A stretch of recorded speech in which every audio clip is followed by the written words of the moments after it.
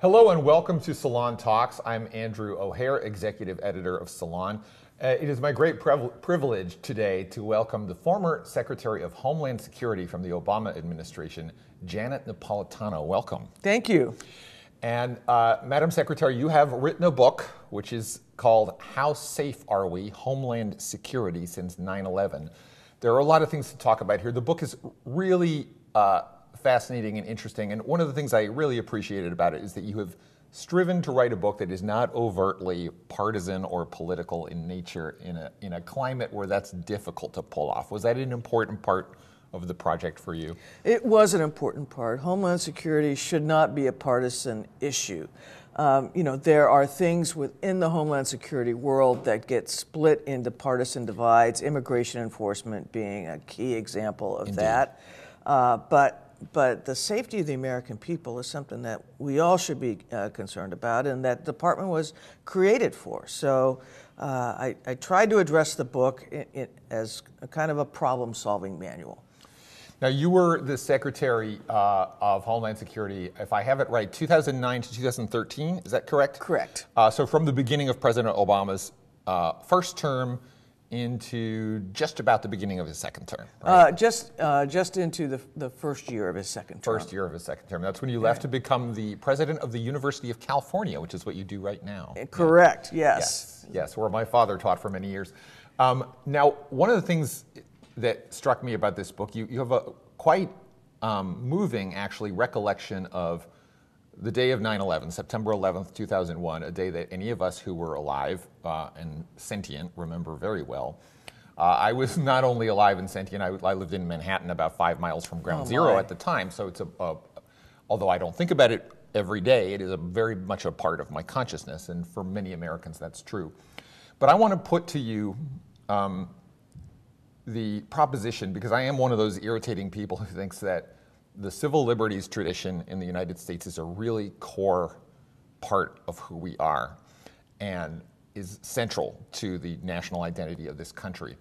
And, the case has been made by some people that if what Al-Qaeda wanted in launching that attack was to convince Americans out of fear to give up crucial parts of that civil liberties tradition, they may have succeeded in doing that. Convince me otherwise. I don't think that's accurate. Now, I do think we have more security, and we need more security in light of what happened in 9/11. And so a great example is security in airports. I'll tell you, when I was Secretary of Homeland Security, we had a constant set of threat streams against aviation. So it had not gone away. But what we tried to do was to say there's no inherent conflict between, say, privacy and liberty interests and security interests. That as we move into new kinds of, say, security technology and so forth, we ought to build in privacy by design from the get-go. So, for example, the full-body scanners. Now, civil libertarians, the initial version of the full-body scanner, huge uproar. From a security standpoint, we needed them, but they were viewed as overly pictorial and invasive. But the contract we let for the technology moved quickly to companies that could provide for a scanner that gives you only a sketched outline of an individual, not a personal picture, and that the observer would be in a different room than the person actually running the machine, that nothing could be downloaded from the machine and reproduced, et cetera. So we built into the notion of privacy by design. And I think that's important. The Department of Homeland Security, I think, is the only federal agency that has within it its own Office of Privacy. And we had a very active one and lots of debates about were we doing enough to protect privacy while we protected safety. Is it still important, and I know that there are certain aspects of what you did in those 4 years that you probably still can't talk about in detail, I'm very well aware of that.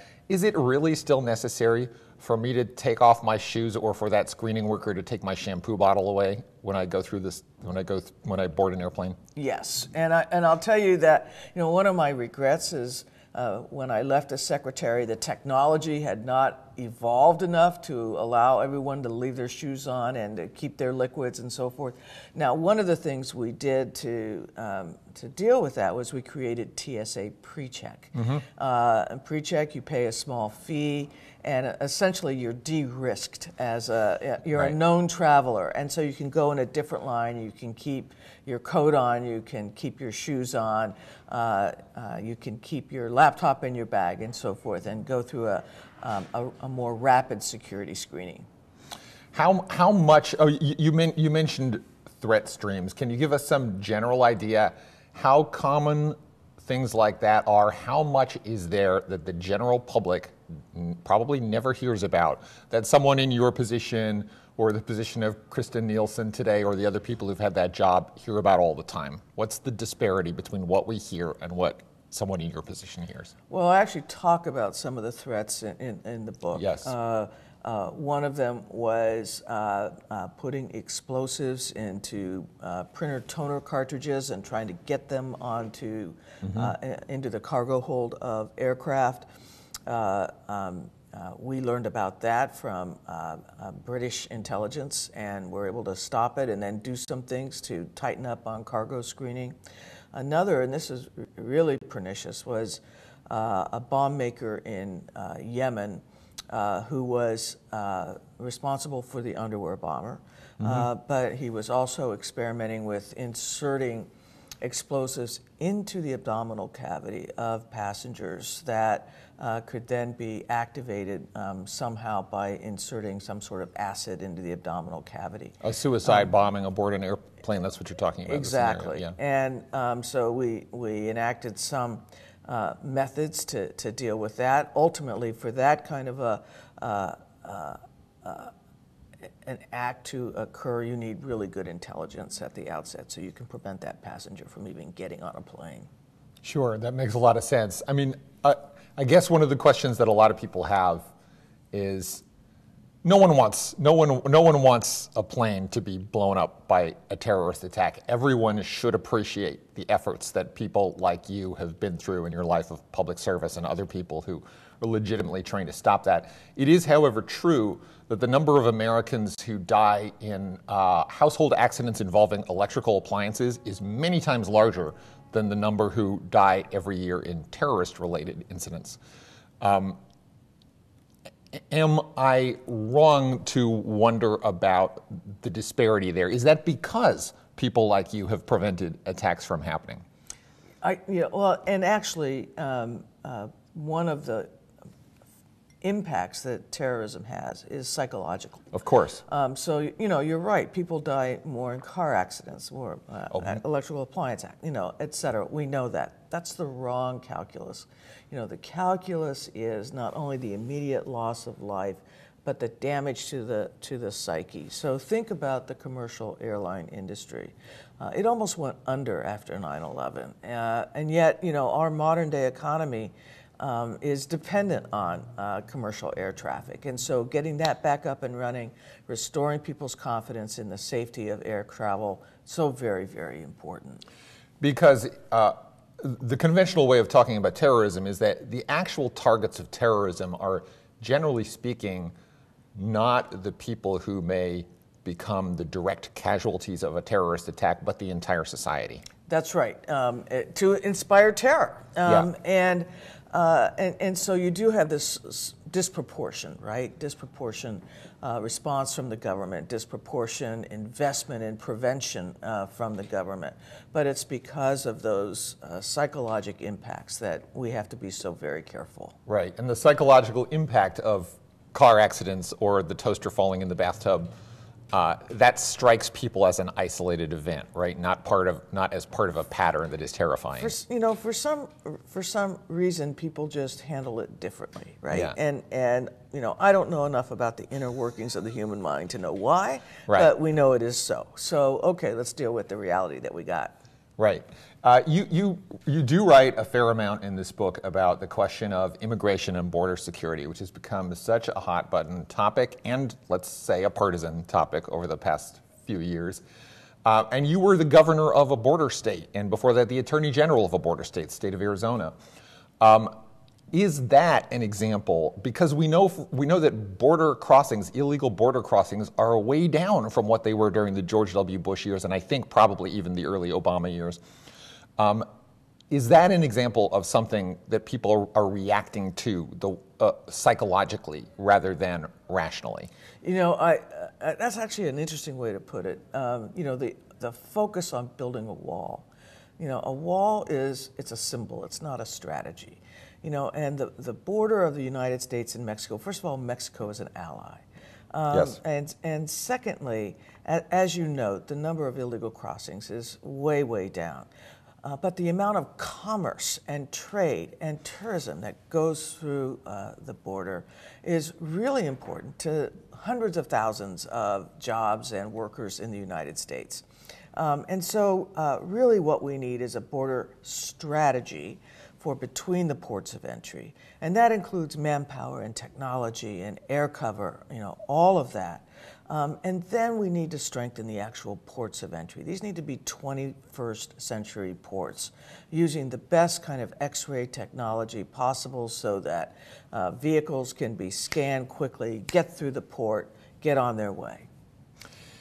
How do you evaluate the question that President Trump and others, particularly Republicans, keep coming up about the economic damage, if there is any, caused by undocumented immigration? Some people would argue it isn't an economic damage, that it's arguably an economic positive on the whole, or the danger of crime and drugs caused by undocumented immigrants. And you're from Arizona, I'm from California, you grew up in New Mexico, so you've been around this your whole life. Yeah. How do you see the larger issue there? So I actually think the data is pretty clear that immigration, be it legal or illegal, is an economic benefit to the United States. And the data is also very clear that those who are in the country illegally commit crime, particularly violent crime, at a much lower rate than those who are, say, born in the United States. So the image of rapists and murderers, invading us across our border, that's really not the way the border is. But that colors the public perception of what is being done, right. And has led to this declaration of a crisis at the border.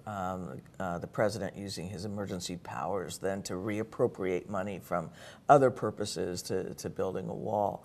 And I'll tell you this about a wall. I said it as governor, I said it as secretary, I'll say it again here. You show me a 10-foot wall, I will show you an 11-foot ladder. That's just the way the border is. Yeah. There will be people who will manage to defeat whatever level of security you create. Isn't that fair to say? I think so. You cannot seal the border. It's not like a big Ziploc bag that you just zip it shut. It's 1,940 miles, all kinds of geographic terrain.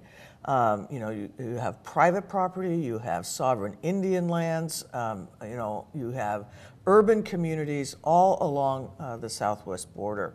So you have to take all of that into account and really construct a strategy that makes sense, that secures the border between the ports as much as possible and then strengthens the ports themselves.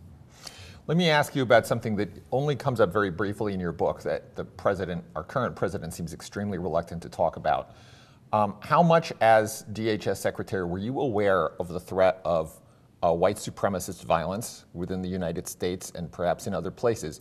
What we saw, I think, in New Zealand a couple of weeks ago was an event that should be very disconcerting to Americans that appeared to be an American-bred hateful ideology being exported to a country thousands of miles away in an act that shocked the world. Yeah, it was terrible, and what happened in New Zealand was just awful. Early in my tenure as secretary, the department published a report on right-wing extremism and the rise of white nationalist groups and the like.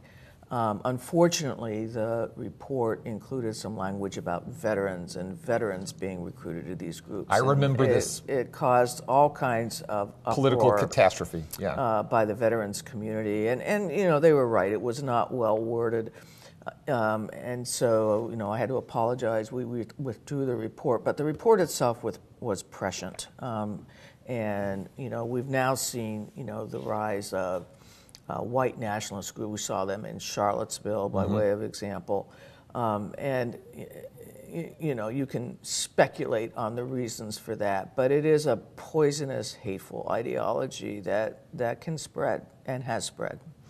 And there is an interesting parallel, I think, when we talk about people being radicalized online, which may have been the situation with the Boston Marathon bombers, for example. It does happen in the realm of Islamic fundamentalism connected to ISIS, but it appears to be a pretty common way that individuals are recruited to white nationalist or white supremacist causes. The New Zealand shooter, the guy in Pittsburgh, appear to have had no contact with larger organized groups. They were absorbing this hateful stuff from online communities. That's right, and these so-called radicalized lone wolves, such a difficult thing to prevent because they're not conspiring with anyone. There are no conversations to intercept. There's nothing kind of there.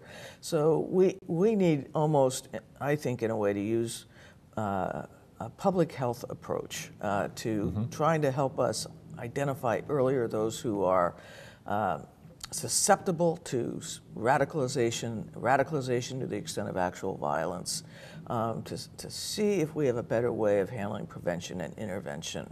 Right now, we're flying blind. Does it? I don't want to get involved in calling people from the other political party names, but does it trouble you that the president and the administration, the current administration, seem less than willing to confront the issue directly of, white nationalist violence? I'd like them to speak out forcefully and strongly and just say, this is wrong, it's not consistent with American values, and put some resources into research for prevention and intervention. That's what I'd like to hear. Because there was an FBI report, it may have been during the latter years of the Obama administration, that suggested that such groups were actually a larger threat within the United States specifically than were Islamic terrorist groups. The numbers would seem to bear that out in recent years. The numbers do bear that out. Yeah. But we still remain concerned about Islamist and Islamist-inspired groups. Certainly. We need to. That's a global phenomenon. But these right-wing white nationalist groups deserve way more attention than they're getting. Now, inevitably, we need to talk about the conversation that is consuming the media and the political sphere the last few days, the release, or not quite the release of a truncated version, shall we say, of the cover letter, right? The cover letter, very well put, that Attorney General Barr sent to Congress on Sunday and released to the public. First of all, as somebody who's viewing this from the outside, as a private citizen, but with plenty of experience in public service, how important is it, do you think, for Congress and the public to see the full report to the extent that we can? I think we need to see the full report, particularly in light of the non-conclusion that the special counsel made with respect to the obstruction of justice issue. So that suggests there's evidence on both sides. Right. So I think we need to see the full report. But one thing that's very clear is that the Russians were all over our 2016 presidential election. They were hacking the Clinton campaign, releasing emails. They were putting misleading and deceptive material into social media, all designed to help now President Trump and to damage Hillary Clinton. I think what we need to do is look forward to 2020 and say, all right, what are we doing as a country to make sure this doesn't happen again? What are we doing to sanction the Russians for interfering in our democracy? That's a direct attack on the essence of our country. Why aren't we speaking out strongly and forcefully and telling Vladimir Putin, stop it, and then taking appropriate action to see that he does? What in your view would be the appropriate actions to prevent something that is actually kind of amorphous and difficult to stop, right? You can't stop private individuals from buying ads on Facebook, apparently. Apparently not, but you can work with local election officials to make sure that they have strengthened their systems so that we have confidence in the accuracy and the integrity of the ultimate vote. That can take some federal leadership and federal direction and national standards and resources put into that.